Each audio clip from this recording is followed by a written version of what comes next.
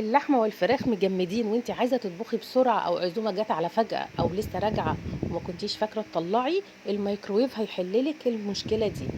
4 دقايق بالظبط، والحاجة المجمدة اللي عندك سواء كانت لحمة او فراخ او سمك هتفك في 4 دقايق بالظبط. في زرار في الميكروويف اسمه فروزن، لو دورتوا عندكم هتلاقوه موجود. هو مدته 4 دقايق، لو دوسنا عليه مرة هيدينا 4 دقايق، ولو دوسنا عليه مرتين 8 وهكذا. كل ما هندوس عليه هيدينا مدة أطول، مدة 4 دقايق بالظبط. بالنسبة لكيس صغير زي اللي أنا دخلته هو كفاية عليه قوي 4 دقايق، لو زودنا عن كده هيدخل في السوا. فنخلي بالنا من الحتة دي. أنا دوست 8 دقايق بس هطلعه بعد 4 دقايق بالظبط. وكل شوية ممكن نفتح ونشوف، لو فك قبل كده نطلع الكيس على طول. بصراحة اكتشاف الزرار ده انجز لي حاجات كتير ونفعني جدا، وخلاني اطلع الحاجة براحتي قوي، و4 دقايق بالظبط والحاجة تبقى فكة. هتجربوه وهيعجبكم جدا وهينجز معاكم في الوقت جامد. معلومة عرفتها وحبيت اعرفكم بيها.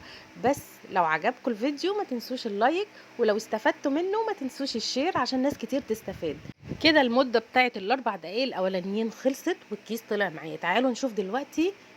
شايفين انا بدوس خلاص الحاجة فكت بكل امان، ومفيش بكتيريا ضارة ولا في اي حاجة هنخاف منها في الميكروويف. شايفين فك معايا. انا بدوس عليه عشان اوريكم ازاي فك في 4 دقايق واقل من 4 دقايق كمان. اشوفكم في فيديو جديد ان شاء الله. باي باي.